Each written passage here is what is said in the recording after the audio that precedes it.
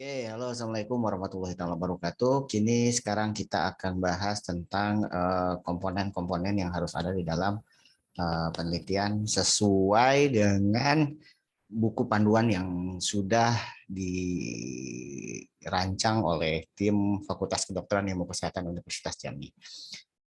Ayo langsung aja, eh, silahkan anak-anak mahasiswa FKIK yang sedang menjalani skripsi atau akan menjalani skripsi atau sedang menyusun proposal, apa saja komponen yang harus ada dalam proposal penelitian, silahkan check this out untuk komponen penelitiannya.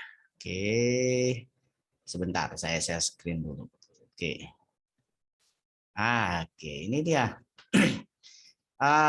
Untuk link buku panduan pedomannya, kalau yang belum punya nanti saya akan ini kan di link deskripsi, silahkan di download aja bagi yang tidak punya ya. Oke, apa saja komponen penelitian yang harus ada? Oke, mari kita lihat. Oke, oke. Why?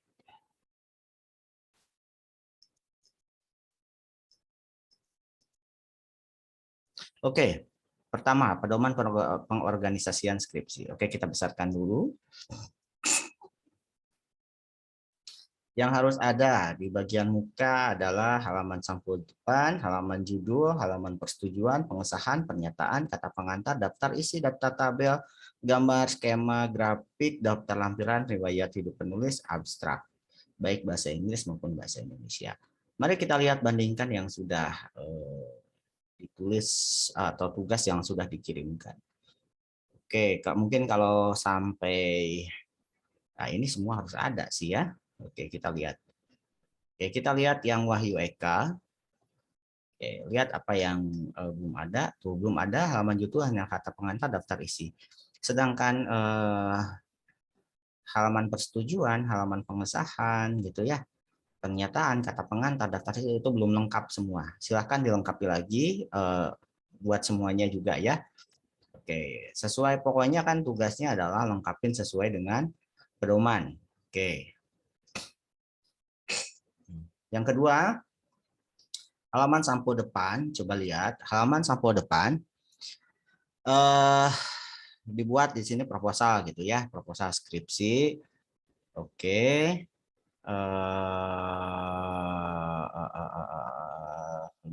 Kita lihat di sini halaman sampul depannya.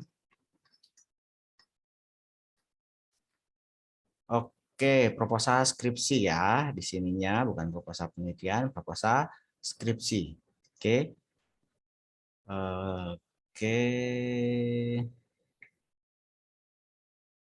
Coba diperhatikan lagi, ini belum ini ya, halaman judul diletakkan halaman kedua setelah halaman sampul. Coba lihat.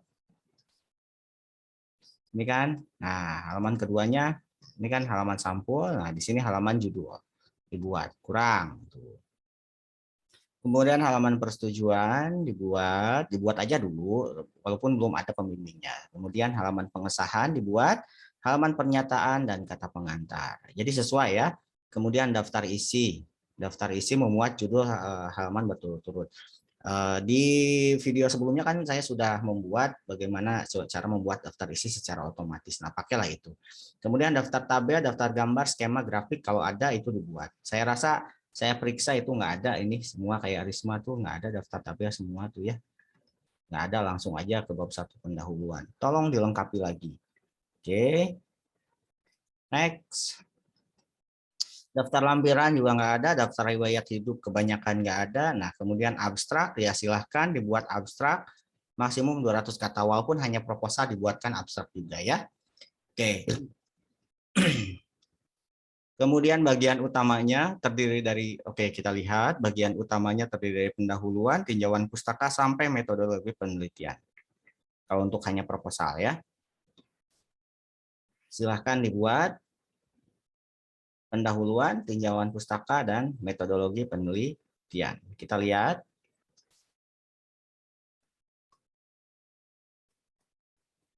Pendahuluan. Pendahuluan terdiri dari apa saja? Di sini dia buat latar belakang, rumusan masalah, tujuan, dan manfaat. Oke, sedangkan di panduan, latar belakang, rumusan, tujuan, manfaat. Oke, good. Oke, yang Rani. Oke, sama pendahuluan. Cuman kita lihat apa yang ada, apa yang belum ya di pendahuluannya. Satu-satu kita recheck. Oke, pendahuluan. Latar belakang melakukan, oke, ini sudah kita ajarkan apa latar belakangnya, logika pemikiran, gambaran umum, kemudian harus ada gap, gap masalah antara teoretik dengan di lapangan, oke, kemudian jelaskan bagaimana masalah tersebut perlu diteliti. Kita lihat latar belakang. Oke, ini judulnya apa? Kita lihat. Kepuasan, counter. Oke, kepuasan counter. Kenapa harus meneliti kepuasan counter? Nah, kita lihat. Sistem pelayanan kesehatan meningkatkan derajat. Ini di awal ngomongin sistem pelayanan kesehatan ya, bukan ke counter ya. Kalau ngomongin counter ya, counter kepuasan. Berarti cukup ngomongin dua komponen tadi. Kenapa counter ke kepuasan tuh harus jelas dasar kerangka teorinya seperti apa gitu ya, gap antara kerangka teori dan masalah yang ada di lapangan. Oke, di antaranya perawat, oke. Perawat berhubungan dengan memiliki banyak keterampilan komunikasi dengan klien. Sumbernya mana ya? Nggak ada sumbernya di sini. Persumbernya mana? Kita pakai Vancouver ya. Oke, coba lihat. Ini juga kayaknya tuh penulisan sumber yang ini salah. Silahkan. Saya bilang kan sesuai dengan panduan. Rasa-rasanya banyak yang salah nih, ya. Sok belajar dah, ini kan tugas ini buat kalian juga gitu ya. Silahkan. Tuh ini salah nih cara penulisan sumbernya. Ya, ini nggak ada sumbernya malah. Oke, fatal nih. Salah satu faktor penunjang adalah komunikasi terapeutik katanya gitu ya. Oke, banyak sekali rumah sakit mengeluh terkait ini belum ada apa namanya gap, intinya pentingnya riset ini belum tergambar ya antara kerangka teori dan gapnya ini belum ada. Oke, kemudian balik ke tujuan, rumusan dan tujuan gitu ya. Nah, lihat rumusan masalah merupakan kalimat ringkas menerangkan masalah penelitian lebih operasional. Oke, masalah sebaiknya dalam ringkas, akurat, mungkin penjelasan pengujian secara empiris. Ya, pengujian ya. Contoh ini rumusan masalah. Bagaimana kepuasan klien terhadap komunikasi terapeutik? Sebenarnya rumusan masalahnya ada dua. Ada bagaimana kepuasan, kedua adalah bagaimana komunikasi terapeutik. Gitu ya. Kemudian bagaimana kepuasan klien dan komunikasi terapeutik. Ada tiga rumusan masalah di sini ya. Harusnya ya. Tujuannya berarti ada dua juga. Ada tujuan mengetahui kepuasan, ada tujuan pelaksanaan komunikasi terapeutik berarti di sini. Oke. Kemudian di manfaat di sini belum operasional. Manfaat itu harus bisa di bahasa operasional. Oke. Next. Tujuan penelitian sudah ya. Untuk menguraikan untuk tadi coba di sini kita lihat tujuannya. Ini nggak ada tadi ya. Tidak di breakdown. Next. Tinjauan pustaka. Oke, tinjauan pustaka terdiri dari telaah pustaka, kerangka teori, kerangka konsep, hipotesis, pernyataan penelitian. Oke, kita lihat.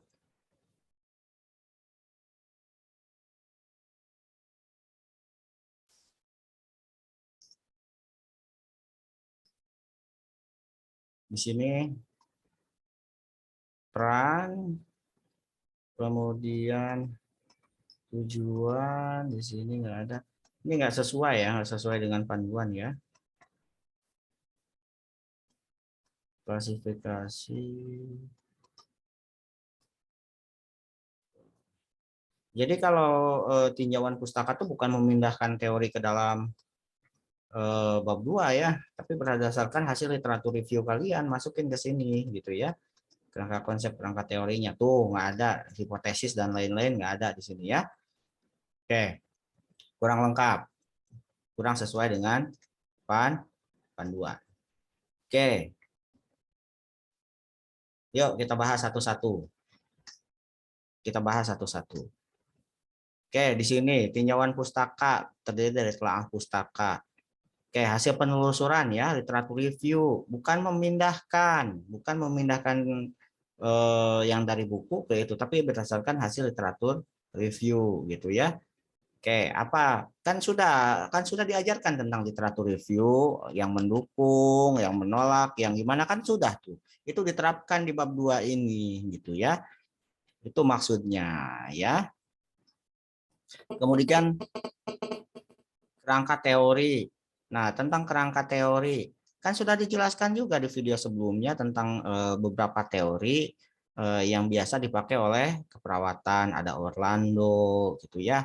Banyak tuh cari teori-teori keperawatan yang mendukung tentang apa namanya teori-teori keperawatan yang mendukung riset kalian gitu ya. Nah, baru dibuat kerangka konsep. Nah, kerangka teori ini ada beberapa teori menggambarkan yang kerangka konsep ini menggambarkan aspek-aspek yang dipilih dari kerangka teori tersebut dan dijadikan dasar masalah penelitian gitu ya. Alasan pemilihan variabel gitu ya dalam kerangka teori untuk dijadikan kerangka konsep itu harus dijelaskan dalam tulisan dengan argumentasi-argumentasi yang ilmiah. Nah, kerangka konsep biasanya disajikan dalam bentuk bagan ya. Ada bagannya gitu ya. Dibuat ditentukan mana variabel dependen, mana variabel independen kayak gitu. Tapi ya harus ada grand teorinya yang mendasari gitu ya. Hipotesis atau pertanyaan penelitian ini juga banyak yang belum ada, apalagi yang terkait hubungan, faktor-faktor itu harus ada hipotesisnya. Kalau gambaran nggak usah. Oke. Nah, hipotesisnya banyakan nggak ada, apa yang diuji, nah itu menentukan nanti ke metodologi penelitian kalian. Nah, bab 3-nya metodologi penelitian. Ini ada yang salah malah bukan metodologi penelitian, malah dibuatnya penutup gitu ya. Yang punya Rani, nggak masalah. Ya. Ini juga yang Rani itu nggak ada hipotesisnya. Ini hanya memindahkan saja. Ya. Nah, bab 3 apa? Metodologi penelitian dibuat dong, diinikan metodologi penelitian. Oke. Nah, jenis rancangan penelitian. Nah, penelitian kalian ada kuantitatif, ada kualitatif. Itu kan sudah dijelaskan. Nah, yang kuantitatif, apakah kalian deskriptif, analitik, itu dijelaskan. Apakah eksperimental. Kalau kualitatif, ya jelaskan apa biografi, fenomenologi, grounded theory, etnografi, studi kasus. Itu dijelaskan satu-satu. Saya belum nemu itu ya. Tempat waktu penelitian, kemudian ada subjek penelitian, ya. Jelaskan subjeknya siapa? Coba kita lihat di sini adakah waktu populasi subjek tuh nggak ada subjek lain-lain ya. Ini kok kayak niat ya buatnya. Tolonglah ya. Ini kan buat kalian. Aduh ya Allah ya Robi. Nah, subjek tempat waktu subjek ya.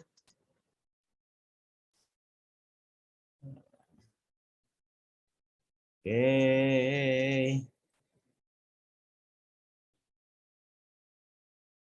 Dibuat sesuai jadwal ya, kemudian dibuat kriteria inklusi eksklusinya, saya nggak nemu tadi, cara pengambilan sampel juga nggak ada di yang sudah saya periksa, jadi dilihat ya, kemudian DO-nya juga nggak ada di tugas yang di ini, jadi sesuai pedoman ya.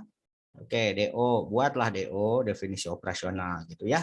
Kemudian instrumen penelitian, jadi di bab 3 itu ada instrumen penelitian. Ini saya lihat banyak yang nggak ada ya.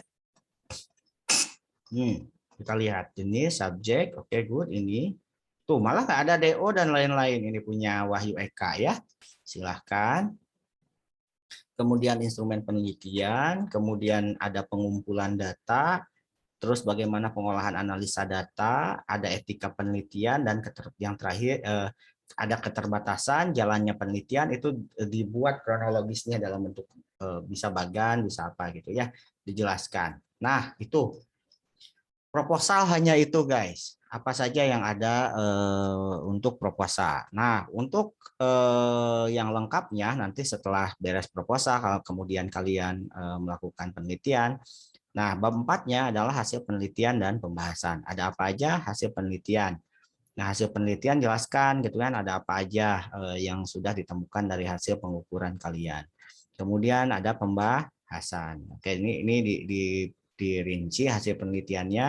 Ada yang univariat, bivariat, atau multivariat. Silahkan disajikan dalam bentuk tabel atau grafik. Kemudian pembahasan, ada pembahasan, silahkan bahas hasil-hasil yang temuannya berdasarkan teori, berdasarkan kenyataan empiris, berdasarkan grand teori gitu ya, berdasarkan hipotesa-hipotesa yang sudah dibangun gitu ya.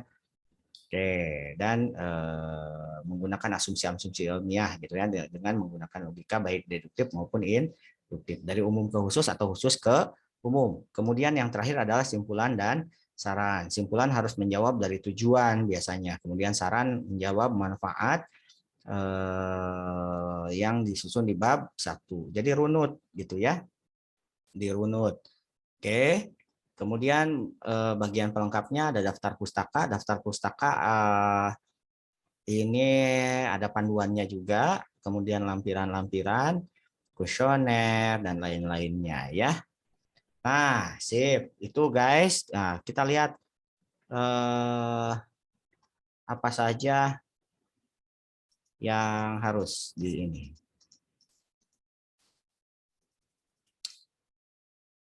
Oke, terkait metodologi penelitian. Oke, desain penelitian ya.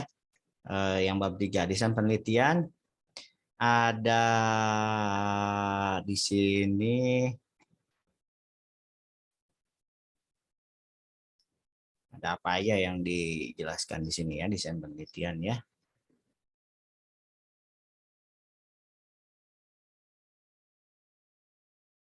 Oke, nggak dijelaskan.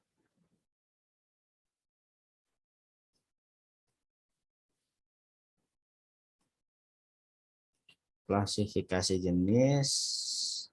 Oh, jenis penelitian ini sudah kita jelaskan ya. Penelitian klinis, lapangan, lab, oke. Oke, sudah lah ini. Ini enggak, masalahnya yang kita ini adalah konten-konten terkait apa yang harus ada ya. Oke, next.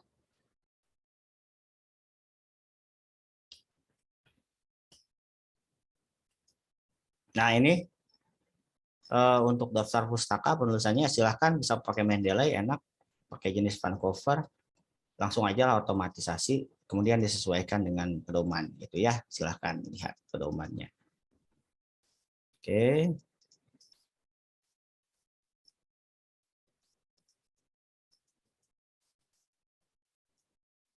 Etik, etik sesuai dengan etik yang sudah dijelaskan sebelumnya. Etika penelitian sudah dijelaskan. Apalagi ya, paling lampiran-lampiran ya. Nah ini, nah kayak gini guys. Lihat proposal penelitian, ininya tebal tuh ya. Oke, gitu. Tuh, bawah tahun, program studi apa kalian. Nah, itu. Nah, ini yang skripsi. Oke.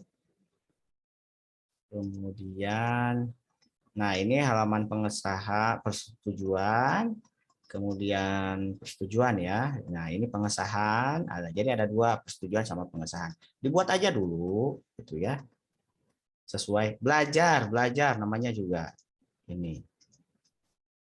Ini daftar isi, daftar tabel, daftar gambar. Nah, dibuat semua kelengkapannya. Ini riwayat hidup Nah, ini abstrak, silahkan. Nah, abstraknya seperti ini ya. Oke, kemudian ini abstrak Indonesia. Oke, nah itu. Jadi itu aja komponen apa yang harus ada di dalam proposal dan apa namanya ada dalam penelitian atau proposal penelitian dan hasil penelitian. Oke, kalau ada yang ditanyakan silahkan langsung di kolom komentar apa saja yang kurang silahkan. Saya rasa saya periksa kemarin yang kalian kumpulkan itu masih banyak yang kurang ya. Oke, silahkan. Mungkin kalau ada komponen-komponen yang perlu dijelaskan ulang lebih dalam silahkan di kolom komentar apa saja. Nanti saya jelaskan lagi. Itu saja dari saya. Terima kasih telah apa namanya menyimak video ini. Semoga dapat bermanfaat bagi semuanya. Oke. Assalamualaikum warahmatullahi taala wabarakatuh.